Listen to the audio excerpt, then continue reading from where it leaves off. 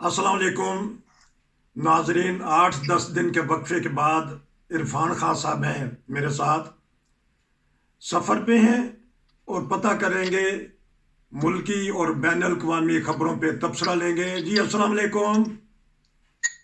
वालेकुम सलाम। आपका सफ़र कैसा गुजर रहा है और कहाँ हैं, अगर आप बताएं तो, ताकि लोग कमी इसमें महसूस थोड़ा कर रहे हैं आपकी। सफर ठीक गुजरा, अल्लाह के फजल से मौसम अच्छा है, हम्म, खैर खैरियत से हर चीज गुजर रही है अल्हम्दुलिल्लाह। चले, बहुत शुक्रिया आप आप। सुनाएं। बस बहुत शुक्र है, क्योंकि पाकि जर्मनी में तो मौसम चेंज भी होता है, नज़ला ज़ुकाम हो जाता है सबको। तबीयत मेरी भी ख़राब है, अगर खांसी आई नाजरीन तो माज़रत चाहूँगा। तो ये बताइएगा कि आप पाकिस्तान में हैं, तो पाकिस्तान की सियासी सूरत हाल गूं व गूं है। जब से आप गए हैं तो क्या देख रहे हैं, क्या कमी महसूस कर रहे हैं पहले वाले हालात में और अब में? और ख़ास तौर पे ये जो हंगामे, Zaman park no go area बन गया था, इमरान खान हर रोज़ इंटरव्यू दे देते हैं और हर रोज़ कोई ना कोई बयान दे देते हैं। अभी भी आज भी उनका बयान है, बताइएगा कुछ। देखें, जो सूरत हाल करीब से देखी है, मैंने भी जमान पार्क के एरिया में जाके देखा था जब ये हंगामा राई हो रही थी। और नजर ये आता है कि भाई इमरान खान साहब जो है वो रियासत के साथ लड़ रहे हैं और उनका तमाम तर कार्रवाई जो है या जो कुछ उनका इकदाम है वो रियासत के खिलाफ जा रहा है। क्योंकि पॉपुलर है, आवाम उनके पीछे है काफी, इसलिए वो उसका एक फायदा उठाना चाहते हैं और वो हर वो काम कर रहे हैं जिससे वो रियासत को या रियासत के इदारों को ये बावर करवा सकें कि इस वक्त मैं मुल्क का सबसे बड़ा लीडर हूँ या अवामी ताकत जो है वो मेरे हाथ में है। वो शो ये करना चाहते हैं। अगर आप, और इसी पे अवाम पाकिस्तान के जो है बटे हुए हैं। एक तबका वो है जो नौजवान है, ज्यादातर नारे मारने वाला, जिनको इससे कोई गरज नहीं कि जुर्म क्या हुआ है, उनकी पॉलिसी क्या है। वो सिर्फ जिस तरह एक जमाने में भुट्टो साहब के लिए दुनिया पागल हुई भी थी, आज वही नौजवान जो है वो इमरान खान साहब के लिए पागल हुए हैं या उनके पीछे बस उनको और कोई चीज नजर नहीं आती।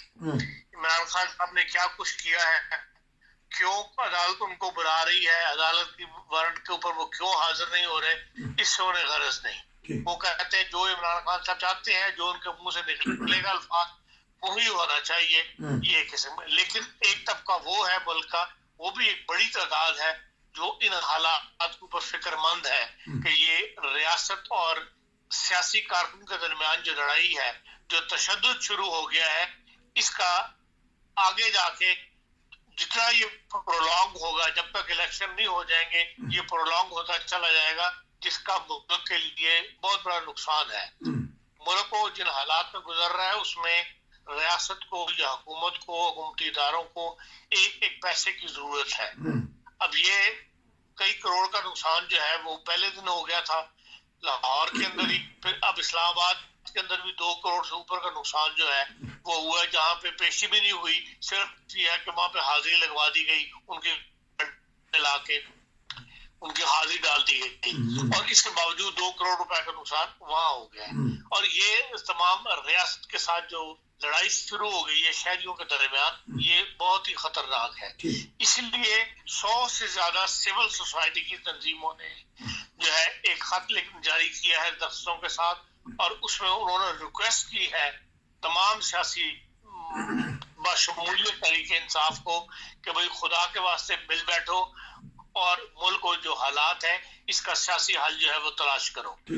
एक दफा बैठो तो सही मिलके, और उसके बाद वहां बहस मुबाशरा करो कि तुम लोगों को सियासत का अगला कदम क्या उठाना है या सियासत को किस तरह लेकर चलना है। और उसके लिए जो पाकिस्तान बार काउंसिल है उन्होंने ये कहा है कि हम उसकी मेजबानी करेंगे।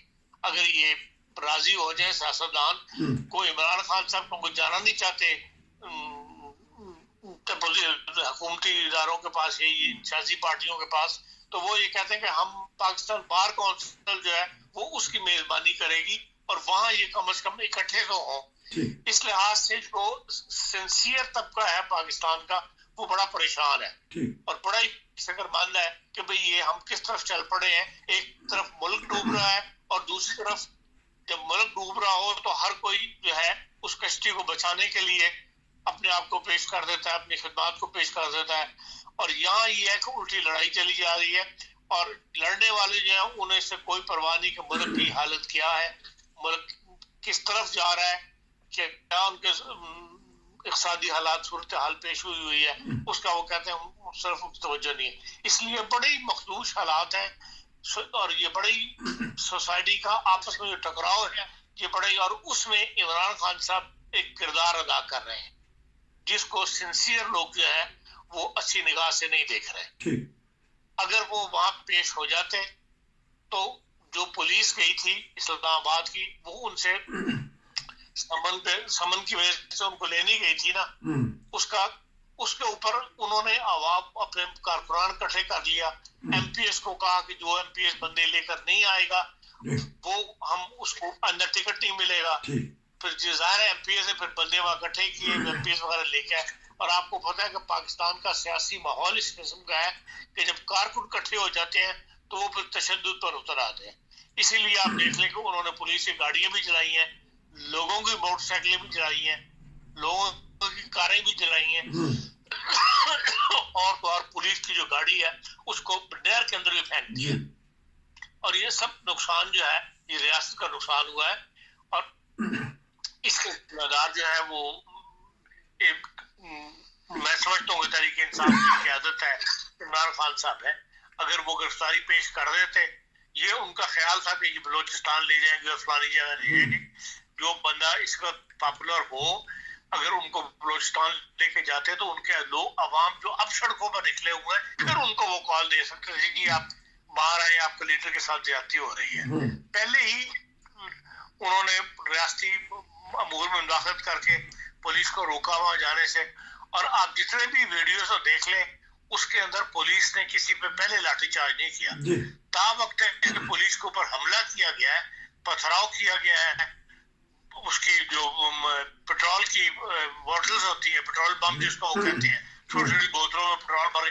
میں نے خود اپنی آنکھوں سے دیکھا کہ موٹر سائیکلوں والے تحریک انصاف کے کارکنان جو ہے وہ اپنی موٹر سائیکلوں میں سے پیٹرول نکال کے اور بوتلز میں بھر کے اور اس کو آگ لگا کر پولیس کو پر سینکڑوں کی تعداد کے اندر. تو ابھی سے تو پولیس نے وہ دکھایا ہے, اب بے شک وہ مظلوم بنتے ہیں, وہ اپنی کہانی پیش کیے جاتے ہیں اور ان کے جو ٹی وی چینل سپورٹ کرنے والے ہیں وہ ان کی کہانی پیش کر رہے ہیں. جو لبرل ہیں یا حکومت کی پالیسی کو سپورٹ کرنے والے ہیں وہ ان کی کہانی پیش کر رہے ہیں, بتا رہے ہیں کہ پولیس کے ساتھ زیادتی ہوئی ہے, پولیس کو مارا گیا. بہرحال آپ کو کہا تو ہے جو کچھ برداشت ہم نے کرنا تھا کر لیا, اب ہم مزید برداشت نہیں کریں گے اور ہم یہ ہے کہ بھئی اب جو بھی مقابلہ کرے گا پولیس کا اس کو ہم ہاتھ توڑ دیں گے. اب دیکھیں کہ اس کا رزلٹ کیا نکلتا ہے آئندہ کے لیے. اب نیب نے کل بلایا ہوا ہے, میرا نہیں خیال کہ یہ عمران خان صاحب کل ان کی بیوی جو ہے وہاں پیش ہوں گے, تو ظاہر ہے پھر وہ آگے ڈیٹیں ملیں گی اور پھر وہی بات ہوگی, کوئی سمن جاری کرے گی. نیب کے پاس بھی اتھارٹی ہے, قانون کے تحت وہ سمن جاری کرے گی, پھر یہ جھگڑا شروع ہو جائے گا. بہرحال حالات دن بدن جو ہے وہ مخدوش ہو رہے ہیں اور کسی کو عقل نہیں آ رہی کہ ہم حالات کو ٹھنڈا کرنے کی کوشش کریں سیاسی کارکنوں کو. جی کبھی آپ نے کہا کہ ریاست اور سیاست ٹکرا گئے ہیں, تو ایک ان کو ٹکر کا بندہ مل گیا ہے. ریاست کے کچھ ادارے تو عمران خان کے پیچھے ہیں, عدلیہ ان کو ریلیف دے رہی ہے, اصل میں پنگا ان کا پڑا ہے فوج کے ساتھ. عدلیہ حالات کو دیکھ کے مجبوراً ایسے فیصلے کر رہی ہے کیونکہ سب کو پتا ہے کہ عمران خان جدی آدمی اور اپنی بات پہ سمجھ اڑا رہنا ہے. تو وہ جو حالات جس پر نقصان ہو رہا ہے جانی مالی اور کروڑوں کی جگہ وہ نقصانات جو کروڑوں میں جا رہے ہیں, تو اس لیے اس کا حل جو ہے پھر یہی ہے کہ بھئی وقتی طور پہ حالات کو ٹھنڈا کرنا ضروری ہو گیا تھا.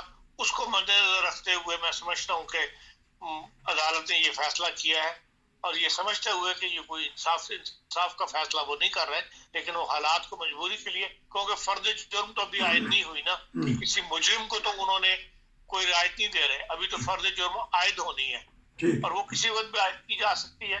لیکن یہ کہ اس وقت حالات کو ٹھنڈا کرنے کے لیے انہوں نے اس قسم کا فیصلہ کیا ہے. اب یہ تو صدر صاحب کا کام ہے, صدر پاکستان کا, کہ بھئی وہ عمران خان صاحب کو منع کریں کہ جب بھی وہ پیشی پر جاتے ہیں تو ہزاروں افراد اکٹھے کر کے نہ لے کے جائیں. ٹھیک ایک ہوتا ہے کہ کارکن خود اپنی محبت میں آ جاتا ہے, ٹھیک یا یہ کیفیت نہیں ہے, یا یہ ہے کہ باقاعدہ ایم پی ایس کے ذمہ ڈیوٹی لگائی جاتی ہے, کارکن لے کے آؤ. ٹھیک وہ ریاست کو اپنا روپ دکھانا چاہتے ہیں تو ٹھیک اس لیے پھر وہ ہزاروں کارکنوں کے ساتھ وہ عدالت میں جاتے ہیں.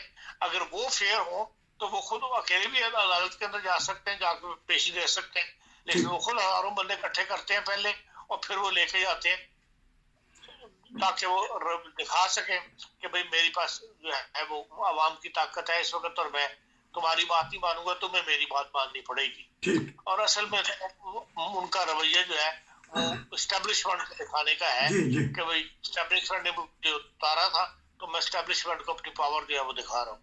جی اچھا, اصل میں تو انہوں نے صاف لفظوں میں کہہ دیا سپہ سالار کے متعلق انٹرویو دے رہے ہیں, انہوں نے توپوں کا رخ اسٹیبلشمنٹ کی طرف کر دیا. تو کیا دیکھتے ہیں, برداشت کر لیں گے؟ کب تک برداشت ہوگا اسٹیبلشمنٹ سے یہ باتیں؟ دیکھیں جہاں تک جب تک معاملات عدالتوں میں ہیں اس وقت تک تو اسٹیبلشمنٹ دیکھ رہی ہے کہ بھئی حالات کو, لیکن اگر انہوں نے اسی طرح زبان اپنی کھولے رکھی اور ان کے خلاف جاری رکھے. آج بھی وزیر اعظم کی اور سپہ سالار کی ملاقات ہوئی ہے جی اور اس کے بعد جو اعلانیہ جاری کیا گیا اس میں یہی کہا گیا ہے کہ بھئی اداروں کے خلاف, ریاست کے اداروں کے خلاف جو زبان استعمال کی جا رہی ہے وہ زیادہ دیر برداشت نہیں کی جائے گی. ٹھیک تو ممکن ہے کہ بھئی اگر یہ باز نہ آئے تو پھر ان کے پاس اختیار کوئی نہیں نا, اختیار تو اصل میں ریاست کے حکومت کے پاس ہے. ٹھیک وہ تو پھر ایک ان کا مارشلہ کا ڈنڈا ہے کہ وہ مارشلہ کا لگا دیں, ٹھیک جس کے حالات نہیں ہے, ملک سپورٹ نہیں کر سکتا. اس لیے بہرحال سپہ سالار نے جو ہے وہ پریشرائز ہی کیا ہوگا وزیر اعظم کو کہ بھئی آپ اس کی زبان بندی کر رہی ہے, اس کے اوپر کوئی نہ کوئی ہاتھ ڈالیں. اور ممکن ہے کہ پھر اس کا ایک ہی حال رہ جاتا ہے ریاست کے پاس کہ وہ ان کو گرفتار کر کے جیل میں ڈال دے, تو پھر یہ ہے کہ بھئی ان کی زبان بندی ہو جائے گی. اور یہی نظر آتا ہے کہ اخیر یہی ہونا پڑے گا, کرنا پڑے گا حکومت کو. کیا محسوس کرتے ہیں کہ جو یہ آئی ہے رجیم آئی ہے شہباز شریف کی, اور پر مریم نواز بھی تابڑ توڑ حملے کر رہی ہیں, ان سے بھی تو بہت ساری غلطیاں ہوئی نا. بہت سارے لوگ یا دنیا کہتے ہیں کہ ان سے کیا کوتاہی ہوئی ہے وزیر داخلہ سے یا جو بھی وہاں حکمران ہے, جس کی وجہ سے یہاں حالات یہاں تک آئے. الیکشن کروا دیں. الیکشن تو وہ کہہ رہے ہیں نا کہ الیکشن کروا دیں, لیکن حکومت جو ہے وہ جو پہلے دن سے آپ سے کئی دفعہ چینل پہ بات ہوئی ہے اس معاملے میں کہ اپوزیشن جو حکومت ہے وہ تو اسی وقت الیکشن کروائے گی. حکومت خود اکیلے تو الیکشن نہیں کروانے, وہ تو 9 پارٹیوں کا ایک متحدہ حکومت ہے, وہ ساری پارٹیاں راضی ہوں گی تو اسی وقت وہ الیکشن کروا سکیں گے. اور ساری پارٹیاں دیکھ رہی ہیں کہ ایسے حالات جو ہیں ان کی فیور میں نہیں جا رہے, حالات ایسے نہیں ہیں جس میں ان کو کوئی سپورٹ مل سکے, تو اس لیے وہ الیکشن نہیں کروا رہے. الیکشن نہیں کروا رہے تو بیان آج کل بیان چل رہے ہیں ایٹمی اثاثے, آپ نے پہلے بھی تبصرہ کیا تھا, غیر محفوظ ہیں یا کچھ پابندیاں لگانے چاہتی ہے بین الاقوامی طاقتیں. اس پہ 2-3 منٹ کا اگر تبصرہ کر دیں. دیکھیں یہ کئی دفعہ آپ کے پاس پہلے بھی بات ہوئی ہے کہ ان کا اصل جو پیچھے ایجنڈا ہے وہ یہی کام کر رہا ہے. ٹھیک فروری تک وہ کہتے تھے, اکتوبر سے مذاکرات شروع ہوئے تھے آئی ایم ایف سے, فروری میں کہتے تھے فائنل ہو جائیں گے, فروری میں بھی فائنل نہیں ہوئے. ڈرافٹ ہر چیز حکومت نے مان لی, ڈرافٹ امریکہ گیا آئی ایم ایف کے ہیڈ کوارٹر کے اندر, وہاں سے پروو ہو کے آ گیا کہ ہاں جی انہوں نے بیچاروں نے حکومت نے تمام باتیں مان کے اور مہنگات بڑھا لی, ملک کے اندر اپنے مخالفت پیدا کر لی, لیکن اس کے باوجود جو ہے وہ ابھی پیسے دینے پر تیار نہیں ہوئے. اب وہ یہی کہتے ہیں کہ بھئی جو آپ کا ریزرو ہے وہ 11 ارب تک 11 ارب تک لے کے جاؤ, تو اس کے بعد ہم آپ کو دیں گے کہ ہمیں ایک اپنی سیکورٹی چاہیے, ذشیات چاہیے کہ ہماری جو ہے قرضہ دے گا ایم ایف اس کو واپس مل جائے گا. اب یہ انہوں نے اب آخر یہ شک اگر لگانی تھی تو پہلے دن سے بات ہی یہاں سے شروع کرتے ہیں کہ جی آپ پہلے 11 ارب اکٹھے کریں, اس کے بعد ہم آپ سے بات کریں گے. اب انہیں پتا ہے کہ پاکستان کے پاس 3 ارب بھی نہیں ہے, وہ بھی لوگوں کا پڑا ہوا ہے, جو اپنا ہے وہ چند لاکھ ہے جس کی وجہ سے ساری ایلسی وغیرہ رکی ہوئی ہیں. تو نظر یہی آتا. اب انہوں نے یہ نیا شوشہ بھی چھوڑا ہے جو اسحاق ڈار نے تقریر کی ہے, اس سے یہ نتیجہ اخذ کیا جا رہا ہے کہ بھئی انہوں نے شاید یہ ہمارا جو میزائل کا پروگرام ہے یا ایٹامک پروگرام ہے اس کے اوپر بھی گفتگو کی ہے, کوئی شرائط رکھی ہے جس کو اسحاق ڈار صاحب نے ایوان میں, اگر وہ باہر بات کرتے تو اور بات تھی, لیکن انہوں نے سینٹ ہاؤس کے اندر جو بیان دیا ہے وہ ایسے ہی نہیں دیا. اس کی باہر ایک اہمیت ہوتی ہے, وہ اندر کی بات جو ہے وہ بیان کی ہے کہ بھئی اس تو بظاہر یہی نظر آتا ہے کہ کوئی نہ کوئی طاقتیں ہیں جو اس وقت اس موقع سے پاکستان کو بالکل ہی معاشی طور پر جو ہے وہ زمین سے لگانا چاہتی ہیں, اور سیاسی حالات ویسے ملک کے اندر خراب ہیں. تو پھر ظاہر ہے کہ جو ہے پھر کوئی نہ کوئی نیا سٹیپ ایسا اٹھایا جا سکتا ہے انٹرنیشنل اداروں کی طرف سے کہ پاکستان پہ کوئی نئی پابندیاں لگا دی جائے, کوئی نئی فورس لاگ دے دی جائے کہ آپ یہ کر دیں تو پھر ہم آپ کے ساتھ ہیں, نہیں تو آپ بے شک ڈیفالٹ ہو جائیں. اچھا, یہ تحریک انصاف کے کارکنوں نے زمان پارک نے آپ نے خود چشمدید گواہ ہیں ہنگامے کیے, پولیس کو مارا, زخمی کیے, جائیدادیں لوٹیں یا توڑ پھوڑ کی, وہ پکڑے گئے ہیں. اب عمران خان کہتے ہیں کہ میں عالمی اداروں کو چیلنج کروں گا, بتاؤں گا. تو ان کی دور حکومت میں بہت سارے لوگ ایسے پکڑے گئے ہیں جو بڑے بے گناہ تھے صرف مذہب کی بنا پہ. تو یہ عمران خان صاحب کو کیا سوجی ہے, ان کو اس وقت نہیں نظر آ رہا تھا؟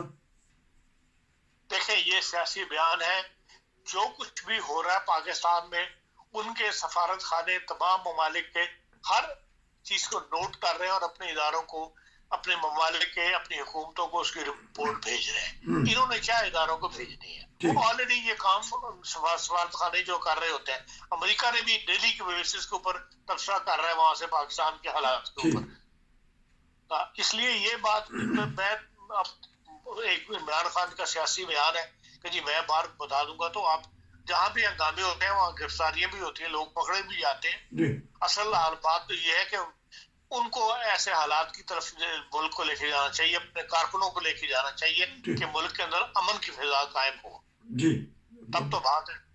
تو اب یہ ذاتی سوال ہے کہ مہنگائی کا سن کے کانوں کو ہاتھ لگا رہے ہیں کہ نہیں, کہ محسوس ہی نہیں ہو رہا مہنگائی؟